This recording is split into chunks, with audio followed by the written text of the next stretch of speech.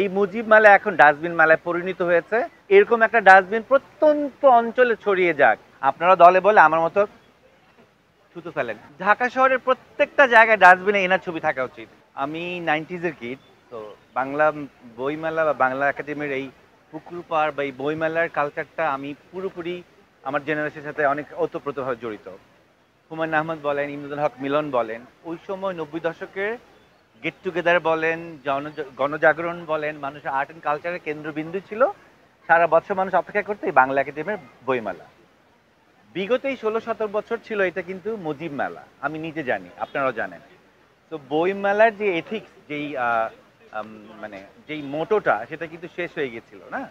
সর্বত্র মুজিব মুজিব মুজিব, মানে দেখলেই মনে হয় যে আমি মুজিব মেলা আসছি। তো যে কারণে আমার মতো যারা এইরকম ফ্যাসিবাদ গভর্নমেন্টের এগেনস্টে ছিল, তারা এই বইমেলা বর্জন করেছে, আসেনি। কারণ বইমেলার যে সত্যিকারের যে এথিক্সটা, সেটা আমরা কেউ আসলে দেখতে পাইনি। যে কারণে আমিও বিমুখ ছিলাম।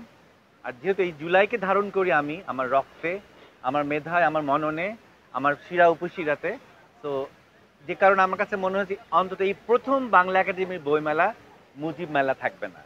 ওটা আমি আসলে পর্যবেক্ষণের জন্য, নিজের চোখে দেখার জন্য, উপলব্ধি করার জন্য আমি এসেছি। এখন এটা নিয়ে যদি বলি যে এই ডাস্টবিন, দেখেন এটা নিয়ে সুশীল সমাজ বলেন বা সোকল আমাদের যেই আতেল সমাজ, তারা এটাকে সহজভাবে নেয়নি।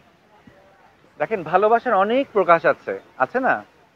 কেউ চুপ থেকে ভালোবাসা প্রকাশ করে, কেউ পাশে বসে ভালোবাসা প্রকাশ করে, কেউ আমি তোমাকে ভালোবাসি প্রকাশ করে, কেউ একটি বই উপহার দিয়ে প্রকাশ করে। বিভিন্ন রকমের প্রকাশ আছে। তো আমরা যদি ভালোবাসার সব প্রকাশ গ্রহণ করতে পারি, তাহলে কেন ঘৃণার এই প্রকাশটা কেন গ্রহণ করতে পারছি না? যেই মানুষটার অর্ডারে নিষ্পাপ শিশুদেরকে মারা যায়, সেটা নিয়ে আপনারা চুপ থাকতে পারেন, আর বইমেলার এই এই ডাস্টবিনে তার ছবি ঘেরাও করে একটা ডাস্টবিন উপস্থাপন হচ্ছে, সেটা আপনাদের আতে ঘা লাগছে কেন? আমার প্রশ্নটা কেন? তখন যদি আপনারা চুপ থাকতে পারেন, জুলাই বিপ্লবের আন্দোলনে ঘরে বসেছিলেন, টিভি দেখছেন, নিউজ পড়ছেন, কফি খাচ্ছেন, সব ধরনের কার্যক্রম করছেন, কিন্তু কখনো স্টুডেন্টদের পাশে দাঁড়াননি, তাহলে এখন কেন কথা বলছেন? এখনো চুপ থাকেন। ইতিহাস রিপিট হয়, আমি আগেও বলেছি, এখনো বলেছি। এই মুজিব মেলা এখন ডাস্টবিন মেলায় পরিণত হয়েছে, ঘৃণার প্রকাশের একটা ভাষা প্রকাশ হয়েছে, তাই তো? তো এটাকে গ্রহণ করেন। এবং আমি শুধু এটা বলবো না, ঘৃণার প্রকাশের জন্য শুধু বাংলা একাডেমির বইমেলা না, এরকম একটা ডাস্টবিন প্রত্যন্ত অঞ্চলে ছড়িয়ে যাক।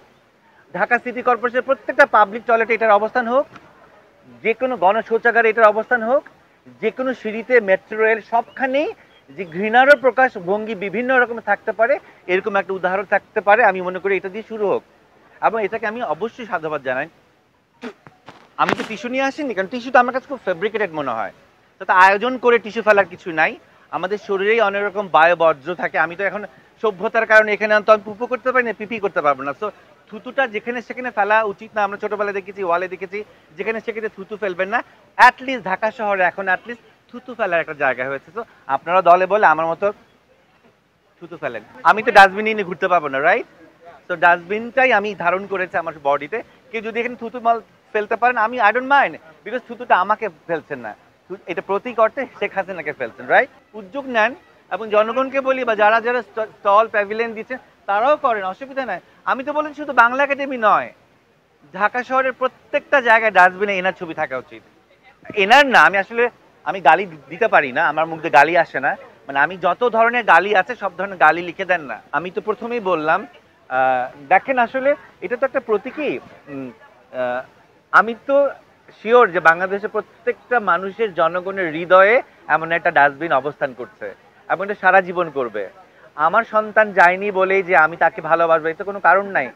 আপনি, আমরা একটু চিন্তা করি, যেই বাবা মা তাদের সন্তানদেরকে হারিয়েছে, আমরা সব কিছু দিয়েই ভুলে যাব, এটাই স্বাভাবিক, এটাই প্রকৃতির নিয়ম। প্রকৃতি কখনো শূন্যস্থান পছন্দ করে না, প্রকৃতির শূন্যস্থান পূরণ হয়ে যায়।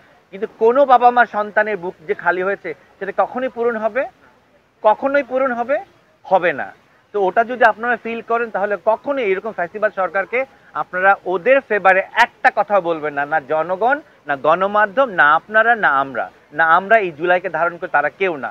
আমরা সবসময় চাবো, যুগের পর যুগ, হাজার বছর হোক, এই বাচ্চাগুলোকে রেসপেক্ট দিতে এবং এই জুলাই বিপ্লবকে ধারণ করতে ভালোবাসবে, এবং সর্বোপরি এরকম ঘৃণা সর্বপর্যায়ে পৌঁছে যাবে, এটাই আমি চাই। স্কুল থেকে মেট্রোপলিটনের এনি ডাস্টবিন সেন্টার বলেন, যত জায়গায় স্থাপন করা যায় আমি বলবো যে এটা দরকার আছে। এটা বরঞ্চ আমি পজিটিভ দেখছি, তাহলে তো আমরা ঘুমিয়ে যাব। আমি যদি ভেবে নেই যে আমার ঘরে চোর আসবে না, তাহলে তো আমি একদম সবকিছু দরজা খুলে বসে থাকবো। তো আমার ব্যাক অফ মাইন্ড যদি এইটুক টেনশন থাকে বা চিন্তা থাকে যে শত্রুপক্ষ হানা দিতে পারে যে কোনো সময় যে কোনো মুহূর্তে, তাহলে তো আমি সচেতন হব, সচেতনতা দরকার আছে। আমি সবকিছু যদি গ্রান্টেড ধরে নিই তাহলে দেশ আগাবে না। ওরা জানান দিক, আমরা তো আছি রাজপথে, আপনারাও আছেন জনগণ, তো দেখা যাবে না। আমরা আমরা ওদেরকে পতন ঘটিয়েছি না, আসুক না, আসুক, ওপারে বসে বসে বসে অনেক কথা বলতে পারে। এই ভূখণ্ডে আসুক, জমিনি দ্বারা তারপর কথা বলবে, তারপর আমরা উত্তর দিব, দেখা যাবে।